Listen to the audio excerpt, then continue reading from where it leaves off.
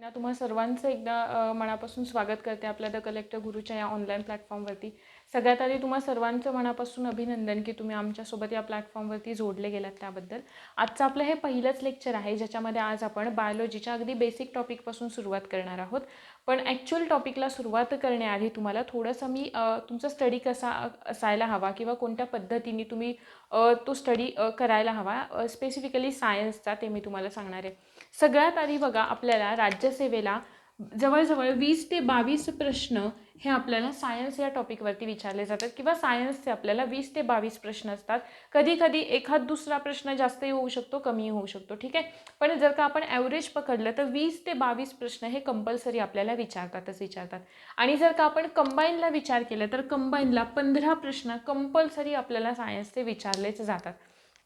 मग आपण जर का वेटेज पाहिलं तर इकडे जवळजवळ 40 ते 44 मार्क्स हे कंपल्सरी आपले फक्त हा एकटा सब्जेक्ट फिक्स करतो. आणि इकडे कंबाईनला विचार केला तर जवळजवळ 15 मार्क आपले एकच सब्जेक्ट फिक्स करत असतो. मग त्याच्यासाठी मेन आपलं महत्त्वाचं सगळ्यात असतं ते म्हणजे सोर्सेस कोणते रेफर करायचे किंवा कोणते बुक्स रेफर करायचे. लक्षात ठेवायचं फक्त स्टेट बोर्ड रेफर करायचे. तर तुम्ही काही ज्यांचं इंग्लिश मीडियम आहे ते NCERT करू शकतात किंवा स्टेट बोर्ड मराठी इंग्लिश मीडियममध्ये दोन्हीमध्ये अवेलेबल आहेत. पण स्टेट बोर्ड स्किप करायचं नाही. सायन्ससाठी कोणतंही एकच स्पेसिफिक बुक असं आपण नाही सांगू शकत.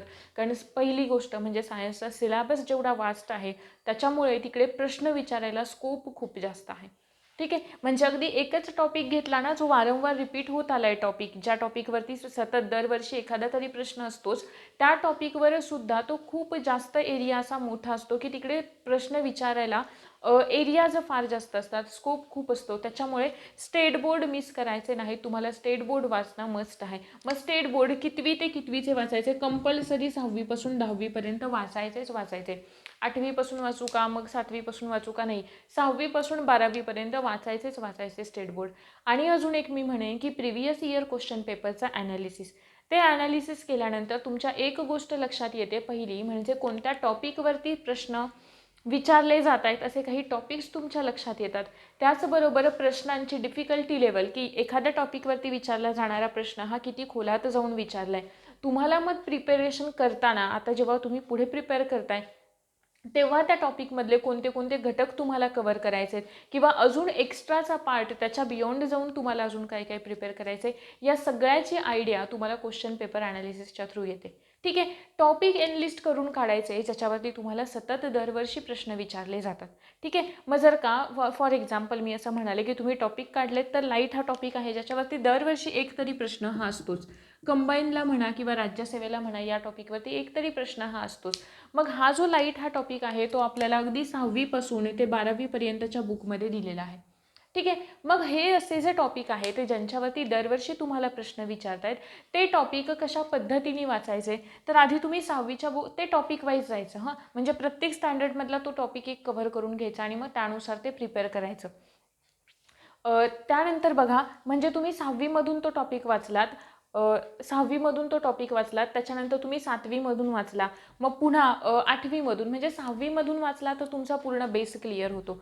त्यानंतर तुम्ही जेव्हा 7वीमधून वाचता किंवा 8वीमधून तो वाचता त्याच्यानंतर काय होतं तर थोडी थोडी डिफिकल्टी लेवल म्हणजे 4 डिफिकल्ट पॉईंट जे आहेत ना ते तुम्हाला कळायला लागतात, ठीक आहे. म्हणजे ते थोडंसं एखादा जो मुद्दा आहे तो कुठेतरी तुम्हाला एक टॉपिक आहे त्याची डिफिकल्टी लेवल म्हणजे बेसिक टू ॲडव्हान्स अशा पद्धतीने तुमचा तो एंटायर टॉपिक जो आहे तो एंटायर टॉपिक तुमचा कव्हर होतो, की जेणेकरून पुन्हा तुम्हाला त्या टॉपिकवरती म्हणजे पुढच्या स्टँडर्डमध्ये तो टॉपिक आला. हे कशासाठी असं करायचं तर जर का तुम्ही 6वीचं एंटायर स्टेट बोर्ड वाचलं मग 7वीचं वाचायला गेलात तर काय होतं, 6वीमधून जेव्हा लाईट वाचता आणि 7वीमधला लाईट जेव्हा नंतर एकदम बुकमधून वाचायला सुरुवात करता तेव्हा तिथे असं म्हटलेलं असतं की हा जो टॉपिक आहे तो आपण आधीच्या स्टँडर्डमध्ये पाहिलेला आहे आणि तेव्हा आपल्याला नेमकी ती लिंक लागत नाही.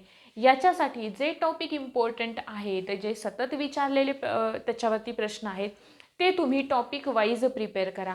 आणि लाईट वगैरे जे टॉपिक आहेत ना ते 11वी 12वीमधून आत्ता तुम्ही प्रिपेअर करायचे कारण ती गरज आहे, ठीक आहे. कारण साऊंड असेल, लाईट असेल यांच्यावरती 10वीपर्यंत प्रश्न सगळा एरिया विचारून झालेला आहे आणि आत्ता तुम्हाला 11वी 12वीमधून सुद्धा तो प्रिपेअर करायचा आहे. काही काळजी करायची गरज नाही आहे. आपण जो बऱ्यापैकी इथे या बॅचमध्ये आपण बऱ्यापैकी जो पार्ट आहे तो 11-12च्या बेसिसवरती जवळजवळ 80% जास्त सिलेबस हा आपण 11वी-12वीमधूनच कव्हर करण्याचा प्रयत्न करणार आहोत. त्यानंतर मी असं म्हणाले की 11वी-12वीमधून फिजिक्स केमिस्ट्री ना तुम्हाला फक्त त्यातला थेरॉटिकल पार्ट करायचा, काही इक्वेशन करायची गरज नाही आहे. फक्त जो थेरॉटिकल पार्ट आहे जो इम्पॉर्टंट आहे, जसं की काही ॲप्लिकेशन्स असतील, काही युजेस असतील, अशा पद्धतीचे ते आपल्याला याच्यातून करायचं आहे. आता फिजिक्स केमिस्ट्रीवरती आपण ॲक्च्युली जेव्हा ते लेक्चर्स सुरू करू तेव्हा आपण त्या टॉपिक्सवरती बोलणारच आहोत. जसं की आज आपण बायोलॉजी सुरू करतोय, सो मी तुम्हाला बायोलॉजीचे काही इम्पॉर्टंट टॉपिक सांगेल की ज्याच्यावरती आयोग वारंवार प्रश्न विचारतं. ठीक आहे. आता बायोलॉजी हा एवढा मोठा एरिया आहे ना की तिकडे कोणताही प्रश्न कुठूनही उचलला जातो. पण जर का 20 आणि 22 प्रश्न तुम्हाला राज्यसेवेला कंबाईनला 15 प्रश्न विचारले जात आहेत, तर जवळजवळ त्यातले जर का 2-3 प्रश्न किंवा अगदी मिनिमम +-1-2 केलं तर अगदी 4-1 प्रश्न सोडले तर बाकीच्या सगळ्याचा बऱ्यापैकी क्वेश्चनचा रेफरन्स हा आपल्याला स्टेट बोर्डमध्येच मिळतो. 10वीच्या नसेल तर 11वी-12वीमध्ये तो कन्फर्म मिळणार आणि इधर स्टेट बोर्डमध्ये नाही मिळाला तर तो प्रश्न कुठेतरी NCERTमधून तरी असतोच. जसं की आत्ता यावेळी विचारलेला जो प्रश्न आहे आपल्याला, त्यांनी एक हे विचारलेलं होतं, मलेरियामधली एक त्यांनी हे दिलेली होती, एक स्टेज दिलेली होती की म्हणजे 3-4 दिवसांनी ताप भरून थंडी वाजणे, मग पुन्हा ताप येणे, पुन्हा थंडी वाजणे, अशी एक स्टेज दिलेली होती आणि त्यामध्ये त्यांनी विचारलेलं होतं की याच्यासाठी कोणता टॉक्सिक सबस्टन्स हा रिस्पॉन्सिबल असतो, की जो प्रश्न NCERTमधून विचारलेला होता 12वीच्या, की जो स्टेट बोर्डमध्ये ते वाक्य मेन्शन नव्हतं पण NCERTमधून ते as it is copy paste केलेलं वाक्य होतं. ठीक आहे. मग बघा, जर का आपण आज बायोलॉजीला सुरुवात करतोय तर बायोलॉजीचा सगळ्यात पहिल्यांदा बेसिक टॉपिक तुम्हाला प्रिपेअर करायचा आहे, तो म्हणजे सेल हा. आता सेल तुम्ही कुठून प्रिपेअर करणार आहे किंवा पेशी हा जो टॉपिक आहे तो तुम्ही कुठून प्रिपेअर करणार आहे, तर 8वीचं बुक आहे आणि 11वीचं बुक आहे, तिथून तुम्हाला सेल हा टॉपिक प्रिपेअर करायचा आहे. 8वीच्या बुकमध्ये अतिशय छान बेसिक दिलेला आहे, तिथे तुमचा सगळा तो पार्ट बेसिकचा क्लिअर होऊन जातो, थोडी आयडिया येते सेल या टॉपिकची. आणि 11वीच्या बुकमध्ये तो तुम्हाला इन डिटेल दिलेला आहे, प्रत्येक सेल ऑर्गॅनेल इन डिटेल एक्सप्लेन करून तुम्हाला दिलेला आहे. ठीक आहे. त्यानंतर दुसरा पार्ट येतो तो म्हणजे प्लांट टिश्यू. प्लांट टिश्यू अभ्यासलं, मग येतो ॲनिमल टिश्यू. या दोघांमध्ये जर का आपण कम्पेअर केलं तर या दोघांमध्ये आयोग हे ॲनिमल टिश्यूजवरती प्रश्न हे जास्त विचारतं. प्लांट टिश्यूजवरती प्रश्न विचारण्याची जी संख्या आहे ती तुलनेने कमी आहे as compare to animal tissue, आणि म्हणून प्लांट टिश्यू प्रिपेअरच नाही करायचं असं नाही होत. बरोबर आहे ना. तुम्हाला दोन्ही हे टॉपिक प्रिपेअर करायचे आहेत आणि दोन्ही टॉपिक तुम्हाला 11वीचं जे स्टेट बोर्ड आहे किंवा 11वीचं NCERT जे आहे तिकडून तुम्हाला प्रिपेअर करायचं आहे. तुम्हाला जे मीडियम सोपं वाटतंय, कन्व्हिनियंट वाटतंय तिकडून, पण न्यूवाले स्टेट बोर्ड रेफर करायचे. ठीक आहे. हे झालं ॲनिमल टिश्यूज हा टॉपिक इन डिटेल आणि व्यवस्थित वाचायचा आहे 11वीच्या बुकमधून, कारण आपण एंटायर बायोलॉजीचे पुढे जाऊन अभ्यासणार आहोत. प्रत्येक सिस्टीम आपण जे अभ्यासणार आहोत त्या प्रत्येक सिस्टीमचा किंवा सगळ्या बायोलॉजीचा बेस जो आहे तो या ॲनिमल टिश्यू या टॉपिकमध्ये आहे. ठीक आहे. त्यानंतरचा आणि सगळ्यात महत्त्वाचा टॉपिक म्हणजेच क्लासिफिकेशन. हा असा टॉपिक आहे की ज्याच्यावरती खूप मोठा टॉपिक आहे. ठीक आहे. खूप मोठा आहे आणि ज्याच्यावरती जवळजवळ आत्तापर्यंत जर का कंबाईन राज्यसेवा या दोन्हीचं मिळून बघितलं तर 71 प्रश्न याच टॉपिकवरती विचारलेत 2013 पासून आत्तापर्यंत. सो तुम्हाला हा टॉपिक 11वीच्या नवीन स्टेट बोर्डमधून प्रिपेअर करायचा आहे. 11वीचं न्यूवालं स्टेट बोर्ड, काही एक्सक्यूज नाही याला, कारण जे ओल्डवालं स्टेट बोर्ड आहे 11वीचं त्याच्यामध्ये जे क्लासिफिकेशनचे सब क्लास आहेत ना ते खूप लिमिटेड आणि कमी दिलेले आहेत, तर ते त्यांनी एक्सप्लेन केलेले नाही आहेत. 11वीच्या नवीन स्टेट बोर्डमध्ये तुम्हाला ते सगळं व्यवस्थितपणे मिळतं. ठीक आहे. आणि तो तिथूनच रोज एक त्यातला पॉईंट प्रिपेअर करा, पण ते 11वीच्याच बुकमधून करायचे. दोघांचं क्लासिफिकेशन, प्लांटचं सुद्धा आणि ॲनिमलचं सुद्धा. नंतरचा महत्त्वाचा टॉपिक आहे न्यूट्रिशन, सजीवांचे पोषण. सजीवांचे पोषण नावाचा एक धडा 7वीच्या पुस्तकात आहे स्टेट बोर्डमध्ये, तो ॲज इट इज व्यवस्थित आणि काळजीपूर्वक वाचून काढायचा आहे, कारण जे 2-3 प्रश्न या टॉपिकवरती पडले ते तिथूनच ॲज इट इज पडलेले आहेत. ठीक आहे. नंतरचा दुसरं म्हणजे महत्त्वाचं आपल्याला अभ्यासायचं सिस्टीम. आता जेव्हा सिस्टीम अभ्यासतो म्हणजे बॉडी सिस्टीम म्हणजे अवयव संस्था आपल्या, ॲक्च्युली बायोलॉजीमध्ये टिश्यूजच्या ॲनिमल टिश्यूजच्या पुढे जो स्टडी आपला सुरू होतो ना, तो ह्युमन बॉडी सिस्टीमशी रिलेटेड सुरू होतो. सो मग आपल्याला ज्या सिस्टीम अभ्यासायच्या आहेत ना, त्या डायजेस्टिव्ह सिस्टीम असेल, एक्सक्रिटरी सिस्टीम असेल किंवा ज्या वेगवेगळ्या सिस्टीम्स आहेत, नर्वस सिस्टीम वगैरे, त्या सगळ्या तुम्हाला 11वी-12वीच्या बुकमधूनच करायचे आहेत. आणि डोंट वरी, आपण इकडे सगळा तो जो पार्ट आहे तो तिथूनच कवर करून घेणार आहोत. ठीक आहे. त्याच्यामुळे या ज्या सिस्टीम आहेत, तर त्यानंतर अजून काही ग्लँड्स सारखे इम्पॉर्टंट टॉपिक आहेत, ग्रंथी. 11वीचं बुक काही ऑप्शन नाही आहे, कारण तुम्हाला स्टेट बोर्डमध्ये दिलेत 10वीपर्यंत असे चार्टच्या फॉर्ममध्ये दिलेत, तेही वाचले तरी चालेल. पण जर का थोडं डेप्थमध्ये प्रश्न विचारला तर आपल्याकडून ते वाचलेलं असावं नजरे खालून. सो ते सुद्धा आपण 11वीमधूनच प्रिपेअर करणार आहोत. त्यानंतर दुसरा आणि सगळ्यात महत्त्वाचा टॉपिक तो म्हणजे येतो ग्लँड्स नंतर एक सांगायचं राहिलं, सिस्टीम्स अभ्यासतो. जसं आपण आत्ता आठवत नाही आहे मला ते, plant growth regulator. Yes, plant growth regulator 12थचं बुक आहे, कारण याच्यावरती आत्ता तुलनेने प्रश्न विचारले जातात. म्हणजे एक तरी प्रश्न ना हा आपल्याला प्लांट डिसीजेस किंवा हे जे प्लांट ग्रोथ रेग्युलेटर असतात त्यांचा चार्ट, त्यांचे नोट्स तुम्हाला दिल्या जातील. याच्या तुम्हाला तो 12वीमधून प्रिपेअर करायचा आहे. कारण त्याच्यामधले ॲज इट इज प्रश्न आलेले आहेत यापूर्वीसुद्धा. ठीक आहे. म्हणजे कोणते एखादे मायक्रोन्यूट्रियंट असतात त्यांच्यावरती प्रश्न विचारलेले आहेत. काही प्लांट डिसीजेस आहेत, त्या प्लांट डिसीजेसवरती प्रश्न विचारले, त्याच्या नोट्स तुम्हाला मिळतील. या टॉपिकच्या काही इश्यू नाही आहे. त्यानंतर जो पुढे टॉपिक आहे तो आहे हेल्थ आणि diseases, human health and diseases, मानवी आरोग्य आणि रोग. 12वीचं स्टेट बोर्ड, 12वीच्या स्टेट बोर्डमधून हा टॉपिक प्रिपेअर करायचा आहे. किंवा आणि 12वीचं स्टेट बोर्ड रेफर करतानाच NCERTमधून हा एक टॉपिक तेवढा प्रिपेअर करा NCERTमधून. ठीक आहे. म्हणजे 12वीचं स्टेट बोर्ड जर असेल तर ठीकच आहे, पण तरीसुद्धा ते झाल्यानंतर जर तुमच्याकडे वेळ आहे तर NCERTमधून सुद्धा रेफर करा. कारण डिसीजेस ना हे NCERTमध्ये थोडेसे व्यवस्थितपणे दिलेले आहेत म्हणण्यापेक्षा काही जी इम्पॉर्टंट इन्फॉर्मेशन आहे जी स्टेट बोर्डमध्ये नाही दिलेली, एखाद्या पॉईंटशी रिलेटेड, ती तुम्हाला NCERTमध्ये दिले. सो हे टॉपिक तुम्ही अशा पद्धतीने प्रिपेअर करणार आहात. आणि याच्यानंतर जे लिस्ट इम्पॉर्टंट टॉपिक आहे तर ते आपण जसजसे शिकवत जाऊ तसतसं तुम्हाला सांगितलं जाईल की तुम्हाला ते प्रत्येक टॉपिक कुठून आणि कशा पद्धतीने प्रिपेअर करायचं आहे ते. आजचा आपला सगळा बायोलॉजीचा जो बेस आहे त्या बेसिक टॉपिकला आज आपण सुरुवात करतो आहे आजच्या पहिल्या लेक्चरपासून. की पहिल्या प्रश्नापासून मला आवडेल की सुरुवात करायला, की ज्याच्यामध्ये मी असं जर का तुम्हाला म्हणाले की लिव्हिंग आणि नॉन लिव्हिंग या दोघांमध्ये जर का आपल्याला डिफरन्शिएट करायचं झालं किंवा या दोघांमध्ये जर का आपल्याला सांगायचं की लिव्हिंग आपण आणि नॉन लिव्हिंग या दोघांमध्ये काय फरक आहे हे सांगायचं झालं तर आपल्याकडे अनेक मुद्दे असतात सांगायला. जसं की सगळ्यात पहिलं आहे ग्रोथ, म्हणजे सजीवांची होणारी वाढ आहे. त्यानंतर आहे मुवमेंट नंतर आपण असं सुद्धा म्हणू शकतो रिप्रोडक्शन, हा सुद्धा एक फॅक्टर आहे. बरोबर आहे ना. यांच्यासारखे असे अनेक फॅक्टर तुम्ही मला सांगू शकता की या आधारांवरती, या बेसिसवरती आपण लिव्हिंग आणि नॉन लिव्हिंग या दोघांना डिफरन्शिएट करू शकतो. ठीक आहे. पण हे एक डिफायनिंग कॅरेक्टर आहेत का लिव्हिंगचे? जसं की मी इथे ग्रोथ म्हणाले, जर का मी ग्रोथ असं म्हणते तर एखादं एक्झाम्पल घेतलं आपण, एखादा माउंटेन आहे, मग कित्येक वर्षांनी का होईना पण जर का त्याच्या हाईटमध्ये, त्यांच्या उंचीमध्ये थोडासा बदल होतोय, ती वाढती आहे, तर मग आपण त्या माउंटेनला लिव्हिंगमध्ये इन्क्लूड करणार का? अर्थात नाही. तसंच दुसरं जर का मी मुवमेंट असं म्हणाले, जर का जे रोबोट असतात रिमोट कंट्रोल, मग ते सुद्धा मुवमेंट करू शकतात, मग आपण त्यांना लिव्हिंगमध्ये इन्क्लूड करणार का? अर्थात नाही. म्हणजे याला काही ना काहीतरी अपवाद आहे. जसं की रिप्रोडक्शन आहे. रिप्रोडक्शन जर का मी तुम्हाला म्हणाले, ज्या वर्कर बीज असतात म्हणजे ज्यांना आपण राणी माशी सोडून, क्वीन सोडून ज्या इतर माशा असतात की ज्या मध गोळा करणं, साठवणं ही सगळी कामं करतात, त्या रिप्रोडक्शन करू शकत नाहीत, पण त्या आहेत लिव्हिंग. मग रिप्रोडक्शन नाही करू शकत, मग आपण त्यांना नॉन लिव्हिंगमध्ये इन्क्लूड करणार का? अर्थात नाही. बरोबर आहे ना. मग असे हे जे आपण फॅक्टर सांगतो त्या प्रत्येक फॅक्टरला काही ना काही अपवाद आहेत. बरोबर.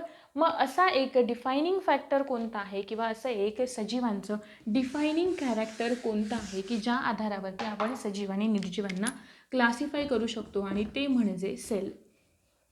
ठीक आहे. सेल मग सेलला आपण सुरुवात करताना सगळ्यात आधी दोन गोष्टी सांगाव्या लागतील. सेलला आपण पेशी असं म्हणतो आणि त्याचबरोबर कोशिका हे पण नाव लक्षात ठेवायचं. आयोगाने 2020च्या पेपरमध्ये पेशी नव्हतं दिलं, कोशिका असं दिलेलं होतं. ठीक आहे. आता बघा, सेलमध्ये सांगताना आधी 2 मुद्दे सांगेन तुम्हाला, युनिसेल्युलर आणि मल्टीसेल्युलर. तर युनिसेल्युलर आणि मल्टीसेल्युलर यांच्यामध्ये जर का डिफरन्स करायचा झाला तर आपण कसा करतो, युनी म्हणजे एक सिंगल सेल, बरोबर आहे, आणि मल्टी म्हणजे 2 किंवा 2पेक्षा जास्त,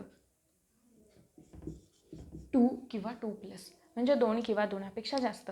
हा जो आपला टॉपिक आहे सेलचा, त्याच्यामध्ये आपल्याला सेलचं एका सिंगल सेलचं स्ट्रक्चर अभ्यासायचं आहे. ठीक आहे. मग सेल हा टॉपिक प्रिपेअर करताना तुम्हाला भर कशावर द्यायचा आहे, पहिलं म्हणजे सायंटिस्टचं कंट्रीब्युशन, आणि दुसरा मुद्दा की सेल ऑर्गॅनेलचे काही फंक्शन, आणि तिसरं आणि सगळ्यात महत्त्वाचं म्हणजे जेव्हा आपण बायोलॉजीमध्ये ॲक्च्युअल सिस्टीम्स अभ्यासायला सुरुवात करतो तेव्हा त्या सिस्टीम्समध्ये जे वेगळे वेगळे ऑर्गन्स येतात, त्या ऑर्गन्समध्ये आपल्याला सेल्स पाहायला मिळतात, वेगवेगळ्या प्रकारच्या सेल्स पाहायला मिळतात.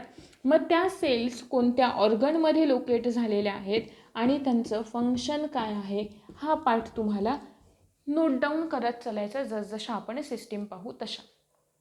ठीक आहे. त्यानंतर, कारण याच्या आधी एकदा प्रश्न विचारलेला होता की ज्या कुफर सेल्स असतात त्या कुफर सेल्स खालीलपैकी कोणत्या अवयवामध्ये लोकेट झालेल्या असतात, की ज्याचा आन्सर होतं लिव्हर हे, किंवा यकृत आपण ज्याला म्हणतो ते, की ज्याचं फंक्शन काय आहे त्या कुफर सेल्सचं, फॅगोसायटिक इन ॲक्शन असं आपण म्हणतो. म्हणजेच एखादा जर का फॉरेन कंटेंट किंवा एखादी फॉरेन बॉडी आपल्या शरीरामध्ये गेली की जिच्यापासून आपल्या शरीराला धोका आहे, तर त्याचं डिस्ट्रक्शन करण्याचं काम हे कोणाचं असतं, कुफर सेल्सचं असतं.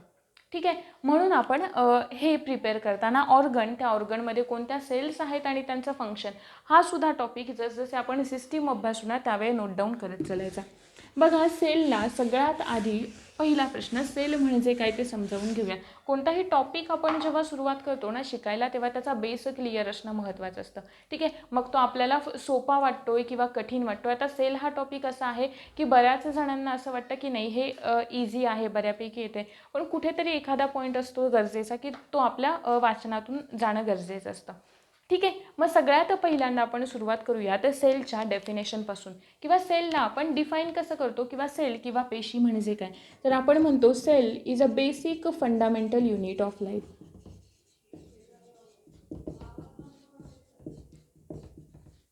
किंवा cell is a basic fundamental unit of all living organisms. आणि त्याचबरोबर आपण सेलला असं म्हणतो, cell is a structural and functional unit of all living organism.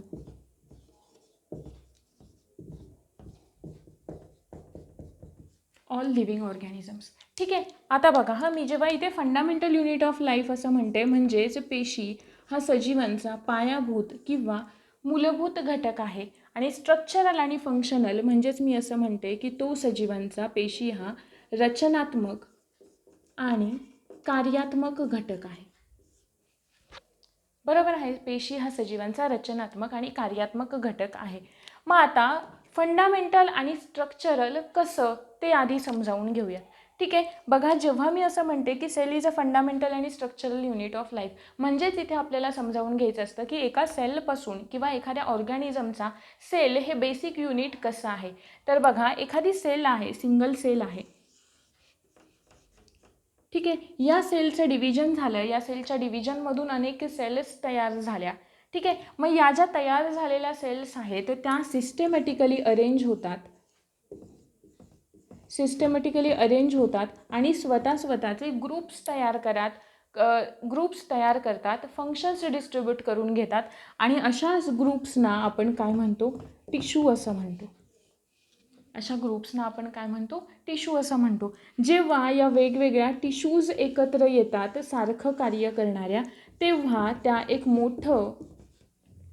या टिश्यूज सारखं कार्य करणाऱ्या ज्या टिश्यू आहेत किंवा उती आहेत, ज्यांना आपण उती असं म्हणतो, त्या एकत्र येतात सारखं कार्य करणाऱ्या आणि एक मोठं असं फंक्शनल युनिट तयार करतात, ज्याला आपण ऑर्गन किंवा अवयव असं म्हणतो. ठीक आहे. मग एका सारख्याच प्रोसेसमध्ये इन्व्हॉल्व असलेले, जसं की डायजेस्टिव्ह प्रोसेस आहे, हे लिव्हर आहे बरं का, डायजेस्टिव्ह सिस्टीम आहे. मग डायजेस्टिव्ह सिस्टीमच्या प्रोसेसमध्ये किंवा डायजेशनच्या प्रोसेसमध्ये जेवढे काही ऑर्गन्स आहेत, म्हणजे एकाच प्रोसेसमध्ये इन्व्हॉल्व आहेत ना, मग ते ऑर्गन्स एकत्र येतात आणि तयार करतात एक ऑर्गन सिस्टीम, जिलाच आपण अवयव संस्था असं म्हणतो. फॉर एक्झाम्पल हा एलिमेंटरी कॅनल आहे. ठीक आहे. आणि मग इकडे हे असं लिव्हर आहे, इकडे हे पॅनक्रियाज असतात आणि मग त्याच्यानंतर इकडे हे स्मॉल इंटेस्टाईन, लार्ज इंटेस्टाईन. ठीक आहे, हा अशा पद्धतीचा काहीसा पार्ट असतो तो. इकडे हे असं माउथ. ठीक आहे, मग ही झाली डायजेस्टिव्ह सिस्टीम. जेव्हा वेगवेगळ्या ऑर्गन सिस्टीम एकत्र येतील तेव्हा एखादा एंटायर ऑर्गॅनिझम तयार होतो, ज्यालाच आपण सजीव असं म्हणतो.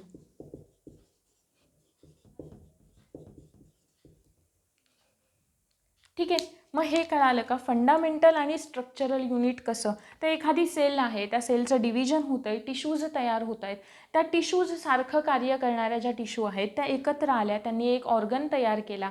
सारख्या प्रोसेसमध्ये इन्व्हॉल्व असलेले ऑर्गन्स एकत्र आले, त्यांनी एक ऑर्गन सिस्टीम तयार केली आणि या वेगळ्या वेगळ्या ऑर्गन सिस्टीम एकत्र आल्या आणि त्यांनी एक ऑर्गॅनिझम तयार केलं. ठीक आहे, म्हणजे इथंपर्यंत क्लिअर झालं की फंडामेंटल युनिट कसं, स्ट्रक्चरल युनिट कसं, रचना कशी होते एखाद्या सेलपासून एखाद्या सजीवाची.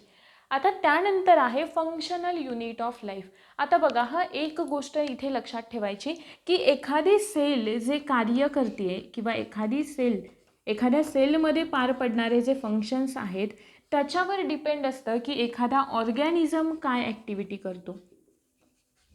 म्हणजेच थोडक्यात सांगायचं तर असं की एखाद्या ऑर्गॅनिझम करणाऱ्या ॲक्टिव्हिटी या कशावर डिपेंड असतात, तर त्या सेलमध्ये होणाऱ्या ॲक्टिव्हिटीजवरती डिपेंड असतात. ठीक आहे, म्हणून आपण त्याला फंक्शनल युनिट ऑफ लाईफ असं म्हणतो. जर का एक्झाम्पल द्यायचं झालं तर बघा, मी असं म्हणाले की आपण जे अन्न खातो म्हणजे आपण काय खातो, तर न्यूट्रियंट आहेत, प्रोटीन्स आहेत, बरोबर आहे, प्रोटीन्स आहेत, त्यानंतर फॅट आहे किंवा वेगवेगळे न्यूट्रियंट असतात तर ते खातो.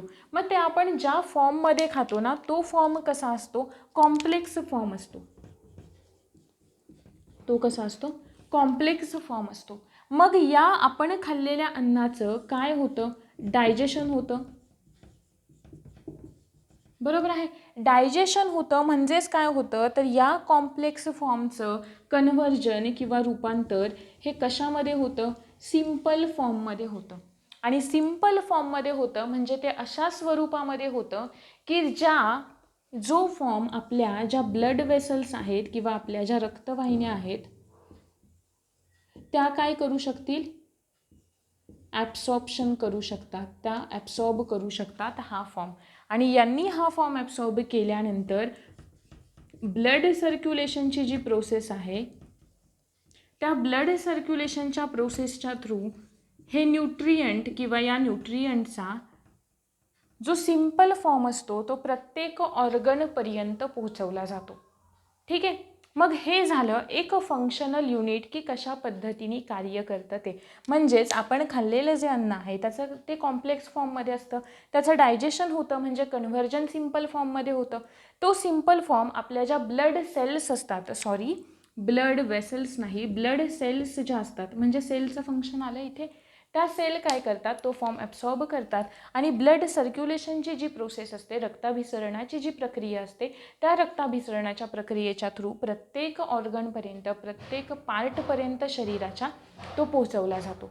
ठीक आहे, मग हे झालं एक स्ट्रक्चरल आणि फंक्शनल युनिट सजीवांचं, ज्याला आपण सेल असं म्हणतोय. ठीक आहे, मग त्यानंतरचा पुढचा प्रश्न की हे जे सेल आहे एखाद्या मल्टीसेल्युलर ऑर्गॅनिझममध्ये असणाऱ्या सेल्स असतात. आता मल्टीसेल्युलर आपण कोणाला म्हणतोय की ज्यांच्याकडे नंबर ऑफ सेल्स आहेत, बरोबर आहे. मग त्या सेल्सची, प्रत्येक सेलची रचना किंवा त्याचं असलेलं कंपोजिशन हे सारखं असेल का, काही गरजेचं नाही आहे. कारण एखाद्या ऑर्गॅनिझम कोणत्या प्रकारचे फंक्शन परफॉर्म करतो किंवा त्यापेक्षा एखादी सेल कोणतं कार्य करते त्याच्यावर डिपेंड असतं. त्या सेलची साईज काय असेल, त्या सेलचं स्ट्रक्चर काय असेल, तिचं कंपोजिशन काय असेल, हे सगळ्या गोष्टी त्यावरती डिपेंड करतात. ठीक आहे, मग या सेलचं ॲक्च्युली डिस्कवरी कशी झाली किंवा सेलचा शोध कसा लागला. आपल्याला हे तर एक बेसिक गोष्ट माहिती आहे की सेल हे एक मायक्रोस्कोपिक स्ट्रक्चर आहे, बरोबर आहे. सेल हे एक मायक्रोस्कोपिक स्ट्रक्चर आहे, म्हणजेच सेल ऑब्झर्व करायला आपल्याला सगळ्यात पहिल्यांदा गरज कशाची आहे, मायक्रोस्कोपची, बरोबर आहे. मग हा मायक्रोस्कोप सगळ्यात पहिल्यांदा कोणी डेव्हलप केला, तर मायक्रोस्कोप सगळ्यात पहिल्यांदा डेव्हलप केला झॅकॅरियस जॉन्सन या सायंटिस्टने.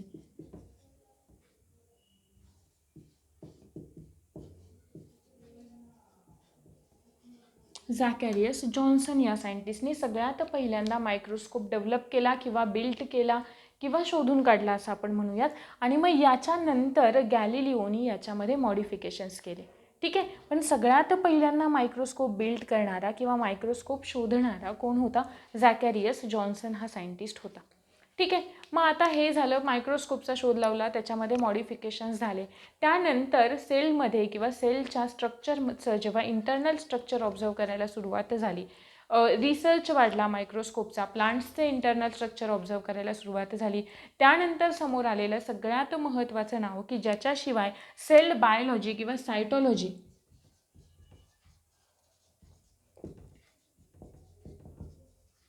म्हणजे सायटोलॉजी किंवा सेल बायोलॉजी म्हणजे काय, तर सायन्सची अशी ब्रांच की जी सेलचा अभ्यास करते. द ब्रांच ऑफ सायन्स जी सेलचा अभ्यास करते तिला आपण काय म्हणतो? सायटोलॉजी असं म्हणतो किंवा सेल बायोलॉजी असं म्हणतो. मग मी असं म्हणाले की असं एक महत्त्वाचं नाव ज्याच्याशिवाय सायटोलॉजीचा म्हणा किंवा आपण जिथून बायोलॉजी अभ्यासतोय ना ते त्याच्याशिवाय अपूर्ण आहे असं मी म्हणेन, आणि ते नाव म्हणजे रॉबर्ट हुक,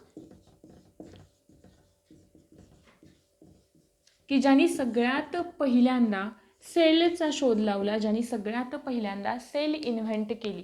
ठीक आहे, तो सायंटिस्ट होता रॉबर्ट हुक. मग आता रॉबर्ट हुकनी जी सेल अभ्यासली होती किंवा रॉबर्ट हुकनी ज्या सेलचा शोध लावलेला होता ती सेल नाही आहे जिचा अभ्यास आपण करतो. ठीक आहे, कारण काय, तर रॉबर्ट हुकनी जी सेल इन्व्हेंट केलेली होती तर ती त्यांनी एक वुडन कॉर्क किंवा आपण ज्याला बॉटल कॉर्क असं पण म्हणतात त्याला.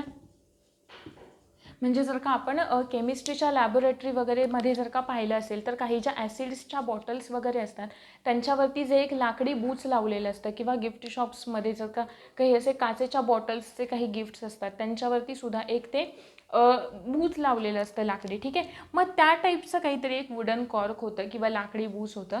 याने काय केलं, त्याची एक थीन स्लाइस घेतली,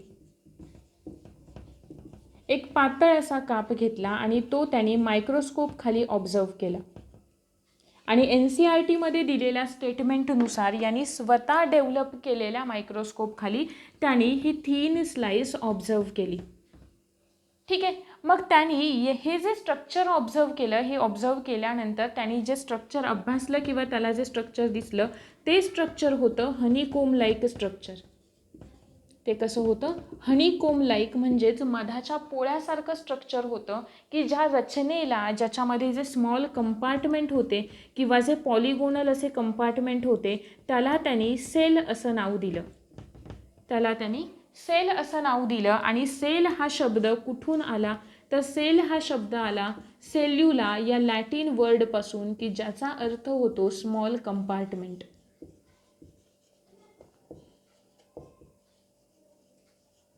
किंवा स्मॉल रूम्स असा सुद्धा त्याचा अर्थ होतो. ठीक आहे, आणि यांनी ऑब्झर्व केलेली जी सेल होती त्या सेलचा उल्लेख त्यांनी त्याच्या मायक्रोग्राफिया या बुकमध्ये केला. त्याचा उल्लेख त्यांनी त्याच्या मायक्रोग्राफिया या बुकमध्ये केला 1665 मध्ये. ठीक आहे, अशा पद्धतीने रॉबर्ट हुकनी एक सेल इन्व्हेंट केलेली होती. पण जसं मी म्हणाले की ती वुडन कॉर्कच्या एका स्लाइसपासून केलेली होती, म्हणून रॉबर्ट हुकने ऑब्झर्व केलेली सेल जी होती ती होती डेड सेल. आता डेड म्हणजे इथेच सांगून देते कारण आपल्याला पुढे सतत तो पार्ट येणार आहे की डेड सेल काय आहे, लिव्हिंग सेल काय आहे. ठीक आहे, मग डेड सेल आपण कशाला म्हणतो, तर ज्याच्याकडे सायटोप्लाझम नाही आहे, ज्यांच्यामध्ये सायटोप्लाझम नष्ट झालेला आहे किंवा नाही आहे अशा सेल्सना आपण डेड सेल म्हणतो, किंवा ज्यांच्याकडे सायटोप्लाझमही नाही आहे आणि न्यूक्लियसही नाही आहे. जर का न्यूक्लियस नसेल आणि सायटोप्लाझम असेल तर ती लिव्हिंग सेल असते, पण सायटोप्लाझम नाही आहे तर मात्र मग ती डेड सेल होते. ठीक आहे, म्हणून मी असं म्हणाले की रॉबर्ट हुकनी जी सेल अभ्यासली होती किंवा जी सेल इन्व्हेंट केली ती सेल नाही आहे जिचा अभ्यास आपण करतो. आपण अभ्यास ॲक्च्युली लिव्हिंग सेल्सचा करतो, जिच्यामध्ये सायटोप्लाझम पण आहे, जिच्यामध्ये सगळे सेल ऑर्गॅनेल्स आहेत, जिच्याकडे न्यूक्लियस आहे. म्हणून मी हे पहिलं स्टेटमेंट असं केलेलं होतं. हे लक्षात ठेवायचं आहे. रॉबर्ट हुकने पहिली सेल इन्व्हेंट केली जी डेड होती.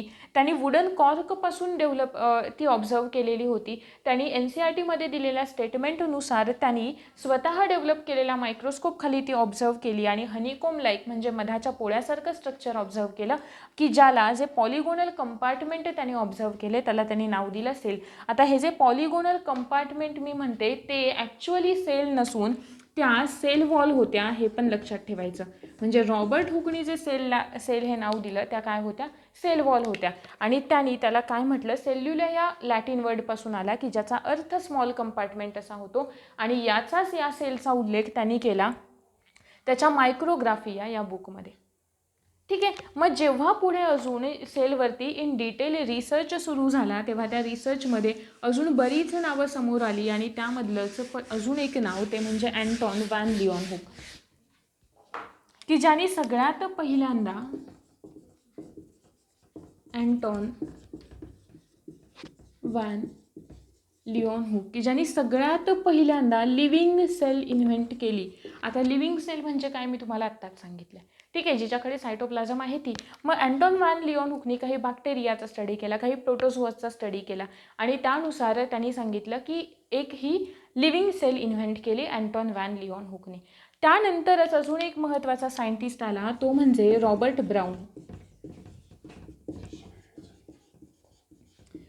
ब्राऊन की ज्यांनी न्यूक्लियस डेव्हलप केला, पेशीमधलं सगळ्यात महत्त्वाचं सेल ऑर्गॅनेल ज्याला आपण कंट्रोलिंग युनिट ऑफ सेल असं म्हणतो, तो न्यूक्लियस डेव्हलप केला रॉबर्ट ब्राऊननी.